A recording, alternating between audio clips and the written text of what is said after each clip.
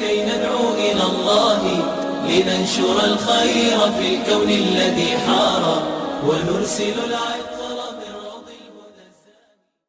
یہ جنگ جو ہوئی ہے کربلا میں، معرکہ کربلا جو ہوا ہے، یہ یزید اور امام حسین کے درمیان نہیں تھا، بلکہ حسینیت اور یزیدیت کے درمیان تھا. یعنی یہ شخصی لڑائی نہیں تھی بلکہ نظریات کا تصادم تھا. اگر شخصی لڑائی ہوتی تو یزید جیت گیا تھا. بطور شخص حضرت امام حسین شہید کر دیے گئے اور یزید جو ہے وہ تخت و تاج پہ متمکن رہا. تو اگر یہ شخصی لڑائی قرار دیں تو یزید جیت گیا اور امام حسین ہار گئے. یہ شخصی اگر لڑائی قرار دیں، اور اگر یہ لڑائی نظریات کی قرار دیں، اور جو حقیقت میں نظریات کی لڑائی ہے، تو یزیدیت ہار گئی اور حسینیت زندہ باد ہو گئی. یزیدیت کا جنازہ نکل گیا. وہ تخت و تاج جس کے لیے یزید نے اتنا کچھ کیا تھا، اس کے اپنے بیٹے نے اس پہ تخت پہ تھوکا. یزید کا بیٹا معاویہ بن یزید جب تخت نشین ہوا ہے تو وہ گھر سے باہر 6 ماہ نہیں نکلا، اس کا جنازہ ہی نکلا. تو لوگوں نے کہا آئیے نا تخت پہ بیٹھی. کہا میں اس تخت پہ نہیں بیٹھنا چاہتا جس سے آل پیغمبر کے خون کی بو آ رہی ہے. میں نہیں اس تخت پہ بیٹھنا چاہتا. اور پھر اس کا تخت سمٹ گیا، اس کا نام مٹ گیا. کلنج کے مرض سے تڑپتا ہوا مرا اور انتہائی ذلت کی موت مرا. رسوا ہو گیا، اس کا نام بھی باقی نہیں ہے. میں گزشتہ برس کربلا میں حاضر ہوا تو حضرت امام حسین کا چمکتا ہوا روضہ نور دیکھا. وہ لمحے بڑے دردناک تھے. جب ہم کربلا میں پہنچے اور رات کا موقع تھا تو ہمارے ڈرائیور نے کہا کہ یہ نہر فرات ہے. وہ نہر فرات جو چمکتی رہی اور جس کی لہریں اچھلتی رہیں، اور کربلا کا یہ مقدس قافلہ پیاسا رہا. تو عجیب قلب کے اندر کیفیات کا ایک جہان تھا. یہ تو امام حسین کا روضہ ہے نا، لیکن یزید کا نشان نہیں ملا. میں نے تاریخ کی کتب میں ڈھونڈا کہ یزید کی قبر کہاں ہے، تو مجھے تاریخ نے بتایا مزبلہ دمشق. دمشق کے اندر کوئی جگہ ہے جہاں لوگ کوڑا پھینکتے ہیں، تو اس کوڑے کے نیچے کہیں یزید کی قبر ہے. نشان بھی نہیں ہے کہاں ہے، لیکن اتنا پتہ ہے اس روڑی کے نیچے یزید کی قبر ہے. یزید کی قبر مزبلہ دمشق میں، اور امام حسین کا قبضہ آج بھی کربلا پہ. تو یزید کا نام مٹ گیا، اس کا تشخص مٹ گیا.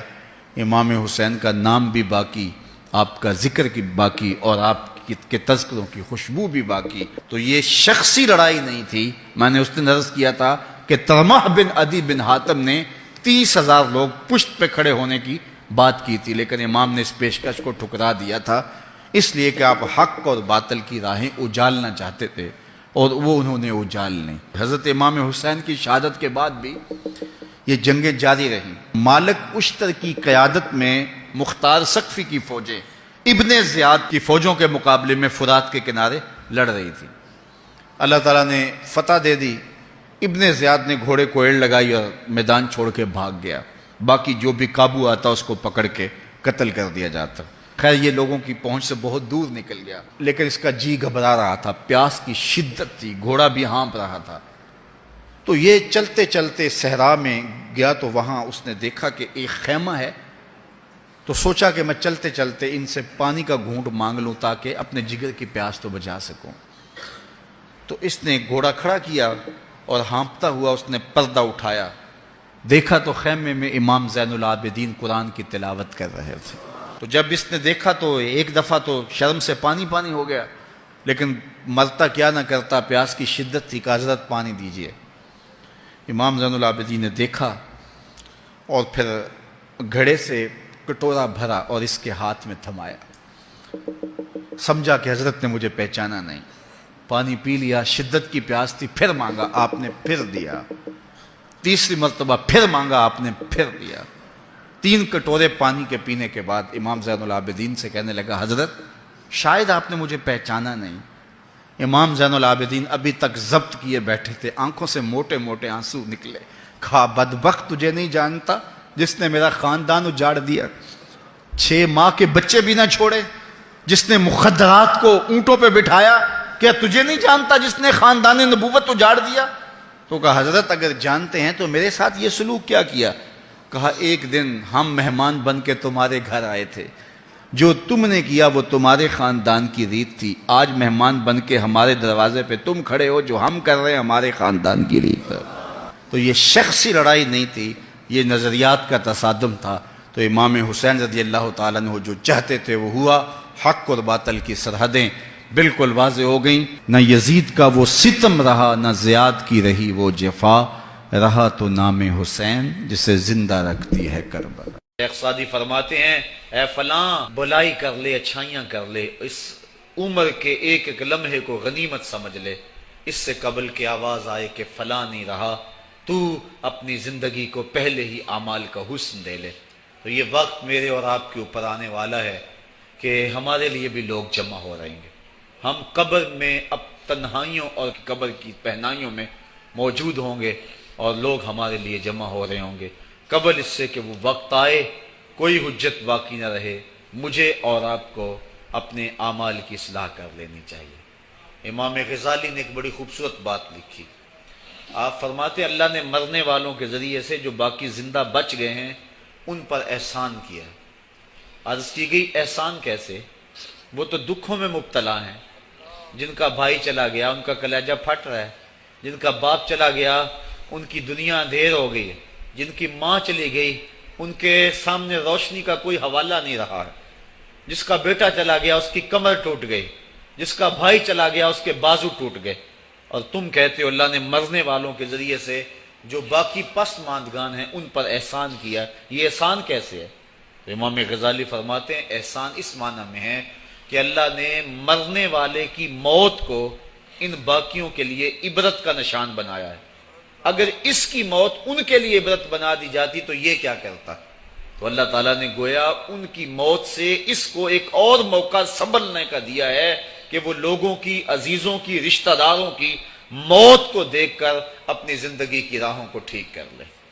یہ جو مرنے والے ہیں یہ ہمارے لیے پیغام ہے موت کا، اور ہم ان سے دیکھ کر اپنی زندگی ٹھیک کر سکتے ہیں۔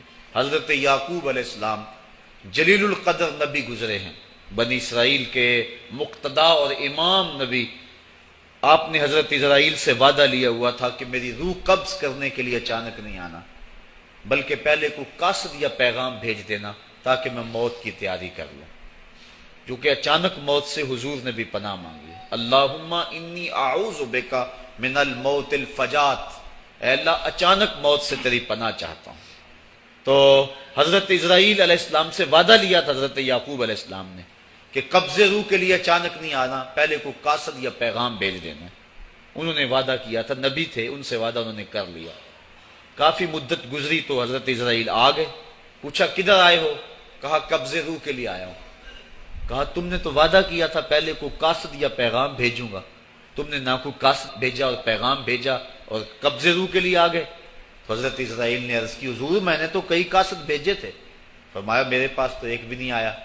کہا حضرت آپ کے سامنے کتنے لوگوں کی موت واقع ہوئی، یہ میرا قاصد نہیں تھا تو اور کیا تھا۔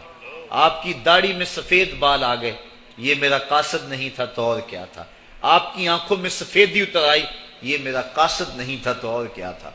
آنکھوں میں سفیدی کا آ جانا، بالوں میں سفیدی کا آ جانا، کمر میں خم آ جانا، اٹھتے ہوئے جنازے، پھیلی ہوئی قبریں، یہ پیغام ہے، قاصد ہے موت کا۔ یا ایھا الانسان ما غرک بربک الکریم، اے انسان تجھے کریم رب کے دروازے سے کس نے دور ہٹا دیا؟ الذی خلقک فسواک فعدلک فی ای صورت ما شاء رکبک، جس نے تجھے پیدا کیا، تیرے اعضاء کو توازن دیا، تجھے حسن اور جوانی بخشی، تجھے چلنے کا سلیقہ دیا، تجھے بولنے کا طریقہ دیا، تجھے سوچنے کے لیے دماغ دیا، تجھے سماعتوں کے پردے دیے۔ آج شیروں کو تو نچا لیتا ہے، ہاتھیوں کو تو بٹھا لیتا ہے۔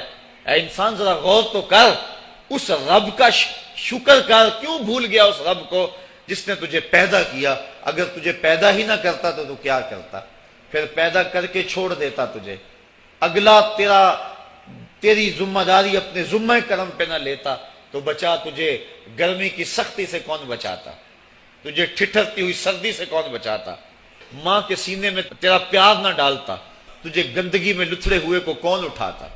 لیکن اس نے پیار ڈالا ماں کے سینے میں، جس نے تجھے پہلے چوما پھر اس نے تجھے دھویا. انسان غور تو کر. ما غرک بربک الکریم.